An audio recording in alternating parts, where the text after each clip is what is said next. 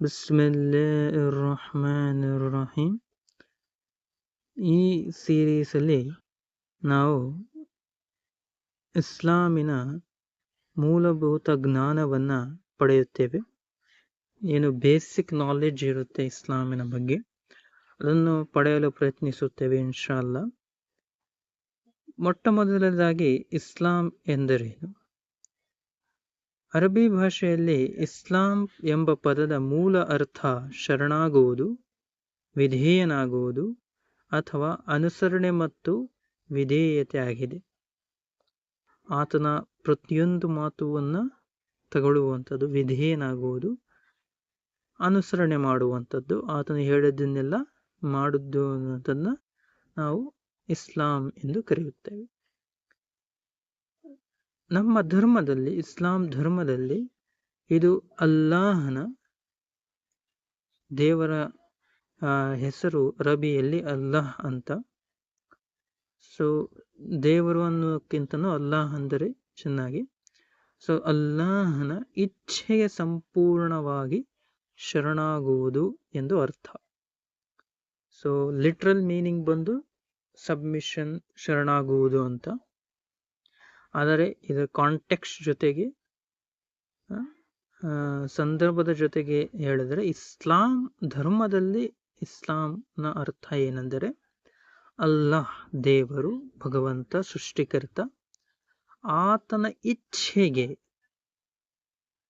ಸಂಪೂರ್ಣವಾಗಿ ಶರಣಾಗುವುದು. ಆತನು ಏನು ಇಚ್ಛಿಸುತ್ತಾನೋ ಅದನ್ನು ನಾವು ಒಪ್ಪಿಕೊಳ್ಳುವಂಥದ್ದು, ಅದನ್ನು ನಾವು ಮಾಡುವಂಥದ್ದು, ಅದನ್ನು ನಾವು ಅನುಸರಣೆ ಮಾಡುವಂಥದ್ದು ನಾವು ಇಸ್ಲಾಂ ಎನ್ನುವಂತಾರೆ. ಅದೇ ರೀತಿ ಮುಸ್ಲಿಂ ಎಂದರೆ ಅಲ್ಲಾಹನಿಗೆ ಸಂಪೂರ್ಣವಾಗಿ ಶರಣಾಗುವವನು, ಅವನ ಆಜ್ಞೆಗಳನ್ನು ಪಾಲಿಸುವವನು. ಅಂತಹ ವ್ಯಕ್ತಿಯನ್ನು ನಾವು ಮುಸ್ಲಿಂ ಎಂದು ಕರೆಯುತ್ತಾರೆ. ಸೊ ಯಾವುದೇ ವ್ಯಕ್ತಿ ಅಲ್ಲಾಹನ ಮಾತುಗಳನ್ನು ಕೇಳಿ ನಡೆಯುವವನು, ಅಲ್ಲಾಹನಿಗೆ ಶರಣಾಗುವವನು, ಸಂಪೂರ್ಣವಾಗಿ ಆತನ ಮೇಲೆ ಆತನ ಹೆಸರಿನಲ್ಲಿ ಜೀವಿಸುವವನನ್ನು ನಾವೇನಂತ ಕರಿತೀವಿ? ಮುಸ್ಲಿಂ ಎಂದು ಕರಿತೀವಿ. ತೌಹೀದ್ ಎಂದರೇನು? ತೌಹೀದ್ ಎಂಬುದು ಅರಬ್ಬಿ ಪದವಾಗಿದ್ದು ಅರ್ಥ ಏಕತ್ವ ಅಥವಾ ಒಂದುಗೂಡಿಸುವುದು. ಸೊ ಮೂಲ ಅರ್ಥ ಇದರದು ಏಕತ್ವ, ಒಂದುಗೂಡಿಸುವುದು ಅಂತ ಹೇಳಿ ತೌಹೀದ್ ಅಂದರೆ ಲಿಟ್ರಲ್ ಮೀನಿಂಗ್. ಬಟ್ ಇಸ್ಲಾಂನಲ್ಲಿ, ಧರ್ಮದಲ್ಲಿ ತೌಹೀದ್ ಎಂದರೆ ಅಲ್ಲಾಹನ ಏಕತ್ವವನ್ನು ನಂಬುವುದು ಮತ್ತು ಅವನೊಬ್ಬನಿಗೆ ಮಾತ್ರ ಆರಾಧನೆ ಮಾಡುವುದು. ಸೊ ಅಲ್ಲಾಹನ ಒಬ್ಬನೇ ಅಂತ ನಂಬುವುದು. ಅಲ್ಲಾಹ್ ಇಬ್ಬರಿಲ್ಲ, ಒಂದಕ್ಕಿಂತ ಹೆಚ್ಚಿಲ್ಲ, ಒಂದೇ. ಅಲ್ಲಾಹನು ಒಬ್ಬನೇ, ಅವನೊಬ್ಬನಿಗೆ ಮಾತ್ರ ಆರಾಧನೆ ಮಾಡುವುದು. ಬೇರಾರಿಗೂ ಆರಾಧನೆ ಮಾಡದೆ, ಪೂಜಿಸದೆ, ಮಾತ್ರ ಅಲ್ಲಾಹನನ್ನು ಪೂಜಿಸುವುದನ್ನು ತೌಹೀದ್ ಎಂದುತ್ತಾರೆ. ಇದು ಇಸ್ಲಾಮಿನ ಅತ್ಯಂತ ಮೂಲಭೂತ ಮತ್ತು ಪ್ರಮುಖ ವಿಷಯವಾಗಿದೆ. ಸೊ ಇಸ್ಲಾಮಿನಲ್ಲಿ ಅತ್ಯಂತ ಇಂಪಾರ್ಟೆಂಟ್ ಅಂತ ಹೇಳ್ತೀವಲ್ವ, ಮತ್ತೆ ಬೇಸ್, ಎಲ್ಲದಕ್ಕಿಂತ ಇಂಪಾರ್ಟೆಂಟ್ ಇದೆ. ಮತ್ತೆ ಇದರ ಬೇಸಿಸ್ ಮೇಲೇನೆ, ಇದರ ಪಾಯದ ಮೇಲೇನೆ ಮನೆ ಕಟ್ಟಕ್ಕಾಗೋದು. ಇದೇ ತೌಹೀದೇ ಇಲ್ಲ ಅಂದರೆ ಇಸ್ಲಾಮಿನ ಯಾವುದೇ ವಿಷಯಗಳು ನಿಮ್ಮವು ಒಪ್ಪಿಗೆ ಪಡೆಯುವುದಿಲ್ಲ. ಸೊ ಇದು ಪಾಯ ಇದ್ದಂಗೆ, ಪ್ರಮುಖ ವಿಷಯ. ತೌಹೀದ್ ಇಲ್ಲದಿದ್ದರೆ ಯಾವುದೇ ಆರಾಧನೆ ಅಥವಾ ಕಾರ್ಯ ಸ್ವೀಕೃತವಾಗುವುದಿಲ್ಲ. ಇದು ಇಲ್ಲದಿದ್ದರೆ ಇಸ್ಲಾಮಿನಲ್ಲಿ ನೀವು ಯಾವುದೇ ಪುಣ್ಯ ಮಾಡಿ, ಯಾವುದೇ ಕಾರ್ಯ ಮಾಡಿ, ಯಾವುದೇ ಪೂಜೆ ಮಾಡಿ, ಆರಾಧನೆ ಮಾಡಿ, ಈ ತೌಹೀದ್ನ ಮೇಲೆ ನಂಬಿಕೆ ಇಲ್ಲದೆ ನಿಮ್ಮ ಪ್ರಾರ್ಥನೆಗಳು ಸ್ವೀಕಾರವಾಗುವುದಿಲ್ಲ. ತೌಹೀದನ್ನು ಸಾಮಾನ್ಯವಾಗಿ 3 ವಿಭಾಗಗಳಾಗಿ ವಿಂಗಡಿಸಲಾಗುತ್ತದೆ. ಸೊ ಇದರಲ್ಲಿ 3 ಪಾರ್ಟ್ಸ್ ಇದ್ದಾವೆ, ಭಾಗಗಳಿದ್ದಾವೆ. ಒಂದು ಬಂದು ತೌಹೀದ್ ಅರ್-ರುಬೂಬಿಯ್ಯ, ರಬ್ ಅಂತ ಕರಿತೀವಲ್ವ ನಾವು, ರಬ್ ಅಂತಲೂ ಕರಿತೀವಿ ಅಲ್ಲಾಹನನ್ನು. ಸೊ ಆತನ ಅರ್-ರುಬೂಬಿಯ್ಯ ಅಂತ ಕರಿತೀವಿ, ಲಾರ್ಡ್ಶಿಪ್ ಅಂತಲೂ ಕರಿತೀವಿ.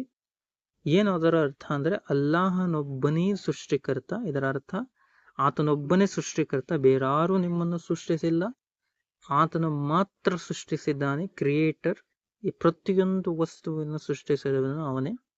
ಅವನೇ ಪಾಲಿಸುತ್ತಾನೆ, ಸಾಕುತ್ತಿದ್ದಾನೆ ಎಲ್ಲರನ್ನು. ಜೀವನ ಮರಣ ನೀಡುವವನು ಅವನು ಮಾತ್ರನೇ. ಎಲ್ಲಾ ವಿಷಯಗಳ ನಿಯಂತ್ರಕನು ಅವನೇ ಆಗಿರುತ್ತಾನೆ. ಪ್ರತಿಯೊಂದು ಪ್ರಪಂಚದಲ್ಲಿ ಆಗ್ತಿರುವ ಪ್ರತಿಯೊಂದು ಭೂಗೋಳದಲ್ಲಿ ಆಗಿರುವಂತಹ ಎಲ್ಲ ಪರಿಸ್ಥಿತಿ, ಸಮಸ್ಯೆ ಅಥವಾ ಏನೇ ಆಗಿರಲಿ ಅವನ್ನೆಲ್ಲ ನಿಯಂತ್ರಣದಲ್ಲಿಟ್ಟುಕೊಂಡಿರುವವನು ಯಾರು? ಅಲ್ಲಾಹನು ಮಾತ್ರ. ಯಾವುದೇ ಇತರರು ಈ ಕಾರ್ಯಗಳಲ್ಲಿ ಭಾಗೀದಾರರಿಲ್ಲ. ಮೊದಲನೇದಾಗಿ ಇವೆಲ್ಲ ಅಲ್ಲಾಹನೇ ಮಾಡ್ತಿದ್ದಾನೆ. ಎರಡನೇದಾಗಿ ಯಾರೂ ಬೇರೆ ಇಲ್ಲ. ಅಲ್ಲಾಹನೇ ಸೃಷ್ಟಿಕರ್ತ, ಸೃಷ್ಟಿಸುವವನು ಅಲ್ಲಾಹನೇ. ಬಟ್ ಅದ್ರ ಜೊತೆಗೆ ಇದು ನಂಬಬೇಕು, ಅಲ್ಲಾಹನ ಹೊರತು ಯಾರೂ ಸೃಷ್ಟಿಸುವುದಿಲ್ಲ. ಓಕೆನಾ? ಎರಡನೇ ಭಾಗ ತೌಹೀದ್ ಅಲ್ ಉಲೂಹಿಯ್ಯ. ಇದನ್ನ ವರ್ಷಿಪ್ ಅಂತಾನೂ ಕರಿತೀವಿ, ಆರಾಧನೆ. ಸೊ ಅಲ್ಲಾಹನೊಬ್ಬನಿಗೆ ಮಾತ್ರ ಆರಾಧನೆ. ಕಿಟ್ಕೊಳ್ಳಿ, ಅಲ್ಲಾಹನನ್ನು ಆರಾಧಿಸಬೇಕು, ಎಸ್. ಅದರ ಜೊತೆಗೆ ಅಲ್ಲಾಹನೊಬ್ಬನನ್ನೇ ಆರಾಧಿಸಬೇಕು. ಬೇರೆ ಯಾರನ್ನು ಆರಾಧಿಸುವಂತಿಲ್ಲ, ಯಾರಿಗೂ ಪ್ರಾರ್ಥನೆ ಮಾಡುವಂತಿಲ್ಲ, ಯಾರಿಗೂ ದುವಾ ಕೇಳುವಂತಿಲ್ಲ. ತ್ಯಾಗ, ಭಯ, ಭಕ್ತಿ ಇವನ್ನೆಲ್ಲವೂ ಕೂಡ ಅಲ್ಲಾಹನಿಗೆ ಮಾತ್ರ ಸಲ್ಲಬೇಕು. ಬೇರೆ ಯಾರಿಗೂ, ಯಾರು ಬೇಕಾದರೂ ಪ್ರವಾದಿಯಾಗಿರಬಹುದು, ಪೈಗಂಬರರಾಗಿರಬಹುದು, ಪುಣ್ಯಾತ್ಮರಾಗಿರಬಹುದು, ಅಥವಾ ಯಾವುದೇ ಮೂರ್ತಿ, ದೈವತೆಗಳಾಗಿರಬಹುದು, ಅಲ್ಲಾಹನನ್ನು ಹೊರತು ಯಾರಿಗೂ ಈ ಆರಾಧನೆಯನ್ನ ಮಾಡುವಂತಿಲ್ಲ. ತೌಹೀದ್ ಅಲ್ ಅಸ್ಮ ವಸ್ಸಿಫಾತ್. ಇಲ್ಲಿ ನಾವು ಮೂರನೇ ಭಾಗ, ಇದು ಅಲ್ಲಾಹನ ಹೆಸರುಗಳು ಮತ್ತು ಗುಣಗಳನ್ನ, ಅವನಿಗೆ ಮಾತ್ರ ಸೇರಿರುವಂತಹ ಗುಣಗಳು ಮತ್ತು ಹೆಸರುಗಳಿವೆ. ಕರುಣಾಮಯಿ, ಸರ್ವಶಕ್ತ, ಸರ್ವಜ್ಞ, ಇಂತಹ ಹಲವಾರು ಇದಾವೆ. ಇವುಗಳನ್ನು ಮಾತ್ರ ಅಲ್ಲಾಹನನ್ನು ಕೊಡಬಹುದು, ಅಥವಾ ಅವರ ಪ್ರವಾದಿ ಮುಹಮ್ಮದ್ ಸಲ್ಲಲ್ಲಾಹು ಅಲೈಹಿ ವಸಲ್ಲಂ ಅವರು ಮಾತ್ರ ಕೊಡಬಹುದು. ಬೇರೆ ಯಾರೂ ಈ ಹೆಸರುಗಳನ್ನ ಅಥವಾ ಈ ಗುಣಗಳನ್ನ ಕೊಡುವಂತಿಲ್ಲ.